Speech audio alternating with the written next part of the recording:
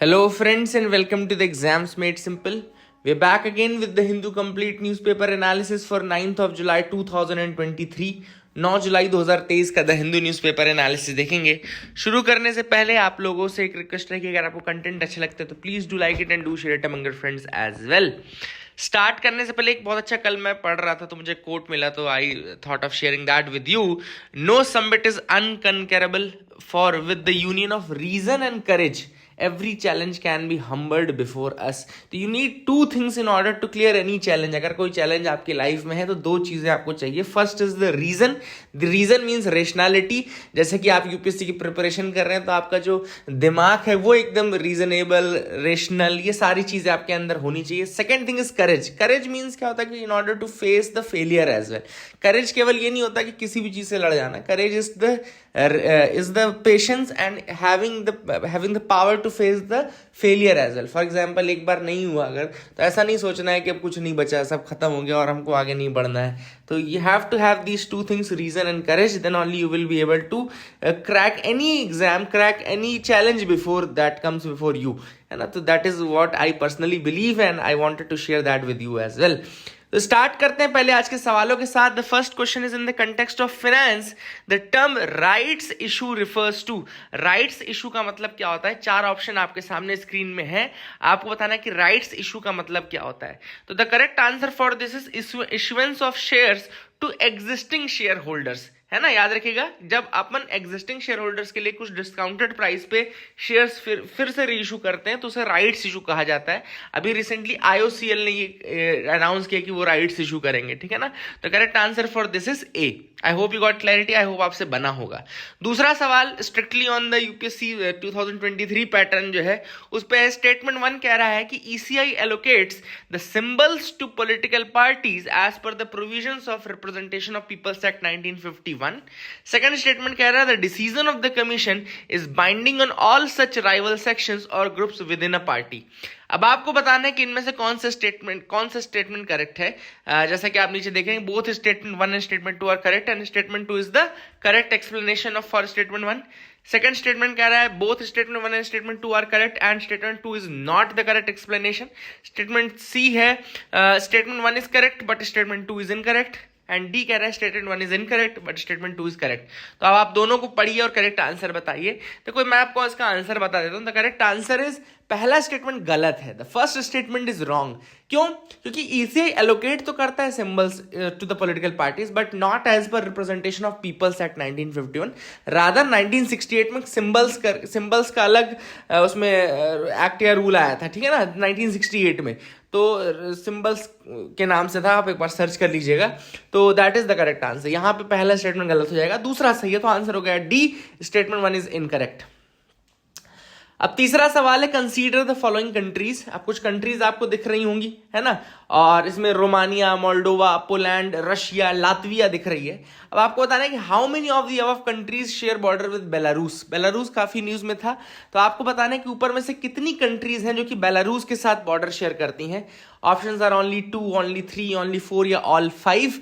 आपको बताना है which is the correct answer. The correct answer for this is, फिर से देख लो एक बार, बेलारूस और ये कंट्रीज हैं, है ना। तो the correct answer is only 3। 3 countries इनमें से ऐसी हैं जो बॉर्डर शेयर करते हैं। Let me show you the map of Belarus. तो बेलारूस का जब आप मैप देखेंगे तो आपको देखो दिख रहा है ऊपर लातविया सबसे पहले कंट्री दिख रही होगी, नॉर्थ में लातविया। देन उसके बाद आपको लिथुआनिया दिख रहा होगा, है ना। रशिया आपको दिख रही होगी, इधर रशिया बॉर्डर शेयर कर रहा है। देन पोलैंड बॉर्डर शेयर कर रहा है। देन नीचे आपका यूक्रेन बॉर्डर शेयर कर रहा है। तो कौन कौन सी कंट्रीज होंगी? रशिया हो गया, लातविया हो गया, लिथुआनिया हो गया, पोलैंड हो गया, यूक्रेन हो गया, ठीक है ना। तो दीज आर द कंट्रीज। तो यहाँ पे जैसे यहाँ पे रोमानिया नहीं होगा, मोल्डोवा नहीं होगा, पोलैंड, रशिया, लातविया हो गया। 3 कंट्रीज हो गई, Poland, Russia, Latvia. The answer will be 3, है ना। आई होप यू गॉट क्लैरिटी। इसको याद रख लेना, बेलारूस भी इंपॉर्टेंट है, लिख लेना इनफैक्ट, ठीक है।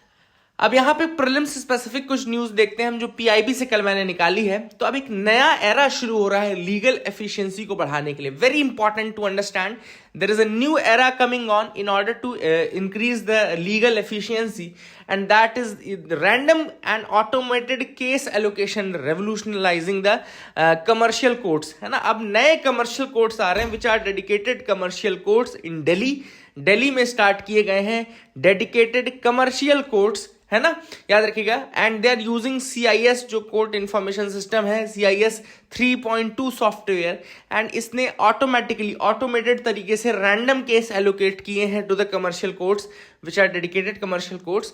1821 ऐसे केस इन्होंने किए हैं without any human intervention, ensuring faceless, transparent and credible case assignment. तो ये केस असाइनमेंट का एक नया सिस्टम है, डेडिकेटेड कमर्शियल कोर्ट्स को दिया जा रहा है ये, और random and automated case allocation है ये, random and automated case allocation. ये सिस्टम याद रखिएगा CIS 3.2 सॉफ्टवेयर का यूज किया गया है। इसमें ह्यूमन इंटरवेंशन नहीं है एलोकेशन के लिए, faceless, transparent and credible case assignment के लिए है ये। तो आप देख सकते हैं it is a new era in the legal efficiency. 1821 cases have been randomly allotted in the dedicated commercial courts of Delhi. तो दिल्ली के डेडिकेटेड कमर्शियल कोर्ट्स में 1821 केसेस जो हैं वो रैंडम और ऑटोमेटेड सिस्टम के थ्रू एलोकेट किए गए हैं। तो इट्स अ न्यू थिंग, आप इसको याद रखिएगा। सेकेंड है नेशनल फिश फार्मर्स डे। याद रखिएगा national fish farmers day celebrate होता है 10 जुलाई को सेलिब्रेट होता है to recognise and appreciate the invaluable contribution of the fish farmers, है ना। याद रखिएगा फिश फार्मर्स या एक्वाकल्चर इंडस्ट्री प्रोफेशनल्स जो हैं उनके कंट्रीब्यूशन को रिकॉग्नाइज करने के लिए national fish farmers day celebrate होता है 10 जुलाई में, याद रखिएगा।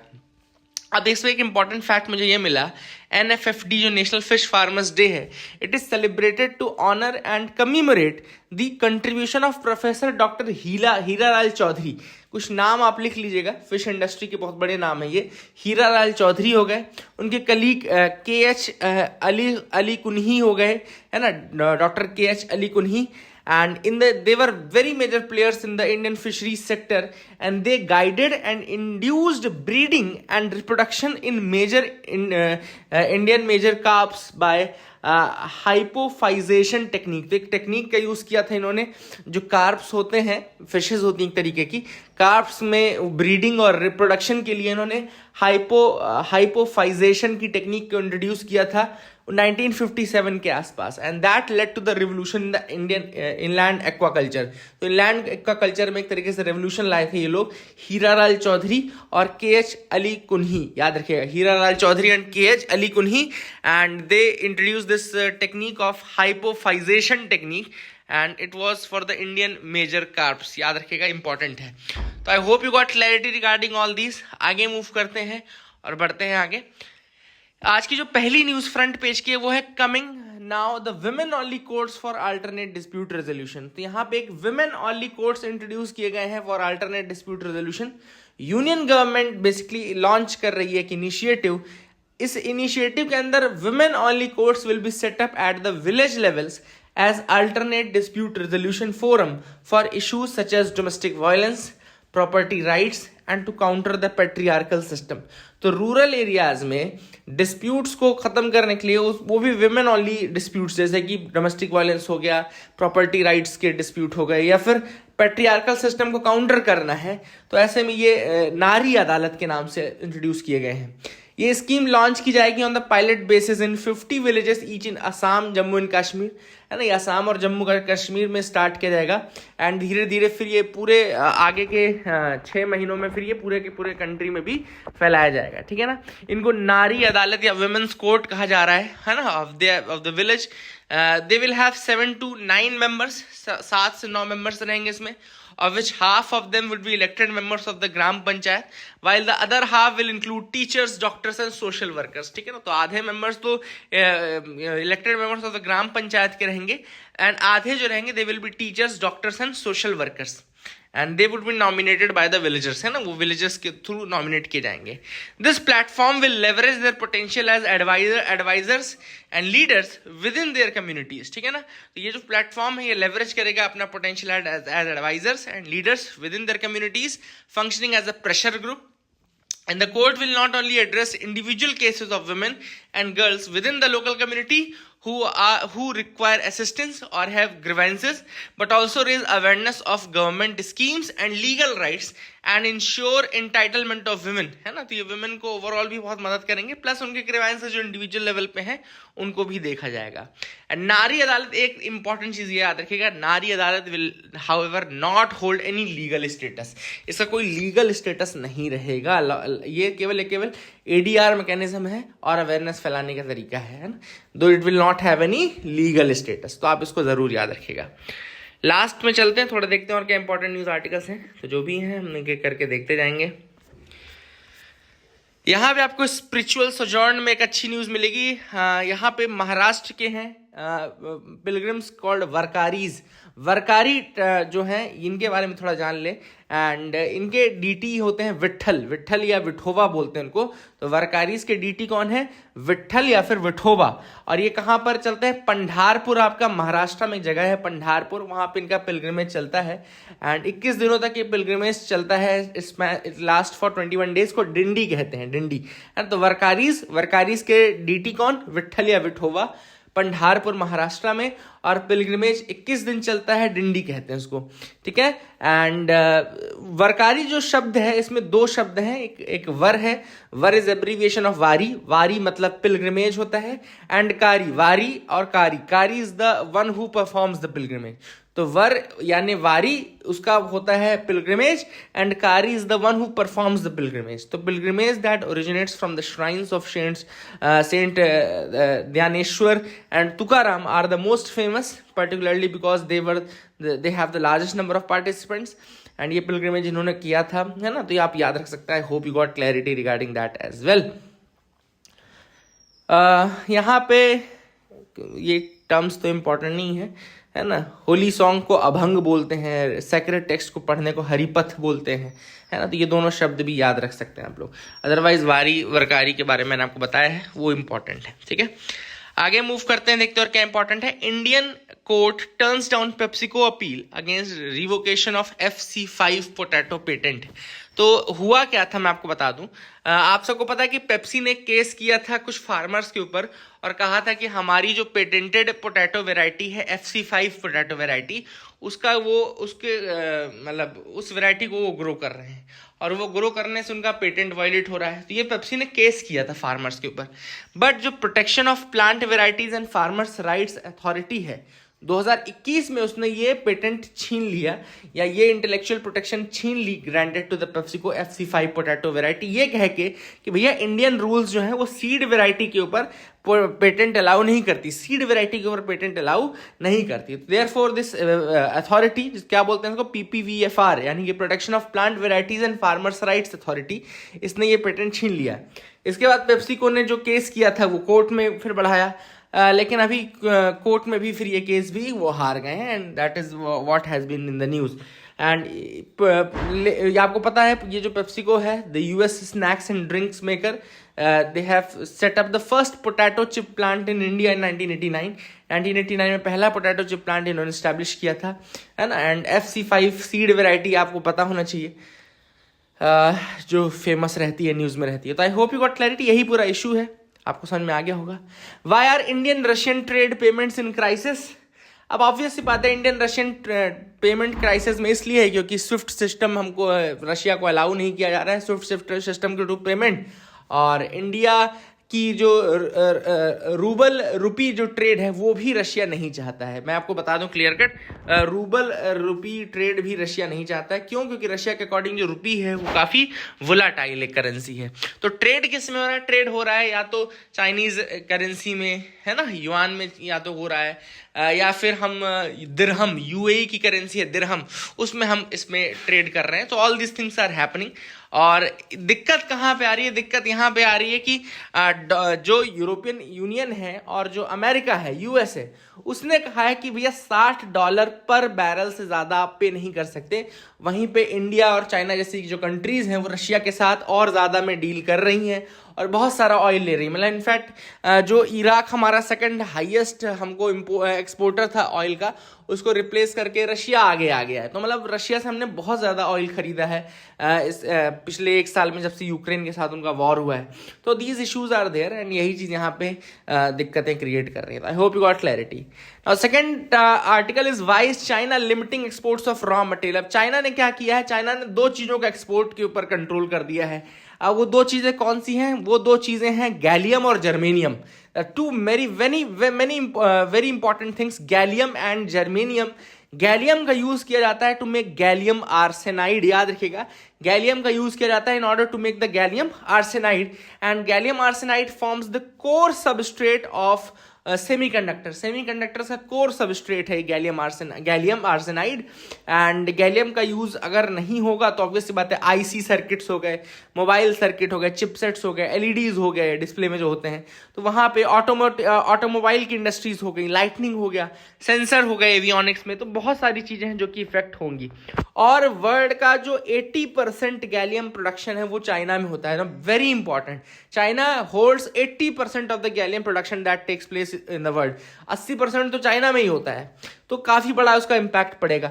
सेकंड है, चाइना 60% टोटल जर्मेनियम भी कमांड करता है वर्ल्ड का। 60% of the germanium is being in command by the China. अब ये एलिमेंट भी यूज होता है फाइबर ऑप्टिक केबल्स में, है ना, फाइबर ऑप्टिक्स में इसका यूज होता है, इंफ्रारेड इमेजिंग डिवाइसेस में इसका यूज होता है, ठीक है ना। तो कुल मिलाकर के चाइना दोनों चीजों के ऊपर जो एक्सपोर्ट कंट्रोल कर रहा है रॉ मटेरियल्स का, उससे वर्ल्ड को काफी नुकसान पहुंचेगा। चिपसेट्स के केस में, सेमीकंडक्टर डिवाइसेस के केस में, है ना, एवियोनिक्स, ऑटोमोबाइल्स, है ना, इलेक्ट्रॉनिक्स इंडस्ट्री के केस में। और यही चीज है। क्या इंडिया इंपैक्ट होगा? तो यस, शॉर्ट टर्म में इंडिया भी इंपैक्ट होगा, लेकिन लॉन्ग टर्म में जैसा हमारा एम है कि हम चिप मेकिंग करेंगे, प्रोडक्शन करेंगे, यूएस के साथ initiative on critical and emerging technologies हम करना चाहते हैं, तो लॉन्ग टर्म में हो सकता है हम इससे बच जाएं, बट शॉर्ट टर्म में तो yes, there will be impacts. अब klotho injection help boost memory in rhesus monkeys. तो injecting ageing monkeys with longevity factor protein. अब ये क्लोथो जो होता है एक लॉन्जेविटी फैक्टर प्रोटीन होता है, तो लिख लीजिएगा klotho protein, it's a longevity factor protein, और ये इंप्रूव कर सकता है मंकीज की जो कॉग्निटिव फंक्शनिंग है या उनकी जो मेमोरी होती है रीसस मंकीज की, उसको इंप्रूव कर सकता है। तो klotho is nothing but a protein, है ना, याद रखिएगा, it's a protein. States fail to get top grade in school education. States fail to get top grade in school education. अब ये एक नया है, एजुकेशन मिनिस्ट्री के द्वारा रिलीज किया गया है परफॉर्मेंस ग्रेडिंग इंडेक्स। याद रखिएगा, फ्राइडे को रिलीज किया गया है परफॉर्मेंस ग्रेडिंग इंडेक्स, और इसमें release on Friday had 10 grades, 10 grades इसमें है, with Daksh being the top. मतलब जो इसमें 10 ग्रेड्स हैं अलग अलग, तो दक्ष जो है वो टॉप ग्रेड है ना, एंड आकांक्षी 3 जो है वो बॉटम ग्रेड है। इसमें 10 ग्रेड्स हैं, दक्ष टॉप ग्रेड है, आकांक्षी 3 जो है वो बॉटम मोस्ट ग्रेड है। ये भी याद रखिएगा, परफॉर्मेंस ग्रेडिंग इंडेक्स, है ना। एंड यहाँ पे देखो, none of the states manage to achieve the top 5 grades in the ranking. कोई भी स्टेट ऐसा नहीं था जो टॉप 5 ग्रेड्स अचीव कर सके। Performance grading index by the education ministry, याद रखिएगा 10 ग्रेड्स थी उसमें। दक्ष जो था वो टॉप था, जिसमें 940 आउट ऑफ 1000 स्कोर था, एंड आकांक्षी 3 जो था वो बॉटम था, अप टू 460 पॉइंट्स। कोई भी स्टेट्स अचीव नहीं कर पाया top 5 grades in the ranking. Chandigarh and Punjab despite being top ranked could only secure the 6th highest grade, जिसको प्रचेष्ट बोलते हैं, प्रचेष्ट 2, है ना। 6th हाईएस्ट जो ग्रेड थी वही पंजाब और चंडीगढ़, जो कि टॉप रैंक थे चंडीगढ़ एंड पंजाब, प्रचेष्ट 2 कर पाए। उनके बाद गुजरात, केरला, महाराष्ट्र, दिल्ली, पुडुचेरी, तमिलनाडु प्रचेष्ट 3 कर पाए, है ना। तो ये आप समझ सकते हैं कि कितनी बुरी कंडीशन है। इसके अलावा आकांक्षी 1, आकांक्षी 2, आकांक्षी 3 स्टेट्स में है, तो ये ग्रेड्स थी, है ना। एंड प्रचेष्ट, आकांक्षी हो गया, दक्ष हो गए। तो 5 पैरामीटर्स इसमें होते हैं। The first parameter is learning outcomes, how childrens do in language, math, science, social science and so on. Second है एक्सेस टू एजुकेशन, जिसमें net enrolment ratio, retention, transition from primary to upper primary level, ये सब देखा जाता है। कौन कौन से पैरामीटर्स है परफॉर्मेंस ग्रेडिंग इंडेक्स के? पहला क्या था? लर्निंग आउटकम्स, है ना, बच्चे कितना सीख रहे हैं। सेकंड क्या है? एक्सेस टू एजुकेशन, जिसमें नेट एनरोलमेंट, रिटेंशन, ट्रांजिशन, ये देखा जाता है। जो थर्ड पैरामीटर है वो है इंफ्रास्ट्रक्चर, इंफ्रास्ट्रक्चर मतलब साइंस लैब्स कैसी हैं, कंप्यूटर लैब्स कैसे हैं, बुक बैंक्स हैं कि नहीं है, वोकेशनल एजुकेशन सब्जेक्ट्स कैसे हैं, वाटर अवेलेबिलिटी है कि नहीं है, टॉयलेट अवेलेबिलिटी है कि नहीं, यूनिफॉर्म, टेक्स्ट बुक, है ना। फोर्थ पैरामीटर है इक्विटी, मतलब कि students performance between minority, scheduled caste, scheduled tribe and general category, कितना इक्विटेबल डिस्ट्रीब्यूशन है ना। And whether the schools have ramps, disable friendly हैं कि नहीं है, टॉयलेट्स हैं कि नहीं है। एंड द लास्ट पैरामीटर, जो फिफ्थ पैरामीटर है, वो है एजुकेशनल गवर्नेंस एंड मैनेजमेंट, मतलब कि कितना डेली अटेंडेंस आप कैप्चर कर पा रहे हो, percentage of single teacher in primary schools, vacancies in the educational post, है ना। ये सारी चीज़ें हैं, इन सब के बेसिस पे ही परफॉर्मेंस ग्रेडिंग इंडेक्स निकाला गया है। तो I hope you got clarity regarding that as well. So that is it for the day, friends. I hope you liked our video. Please like and subscribe. Keep loving us, keep sharing us. Thank you and have a nice day.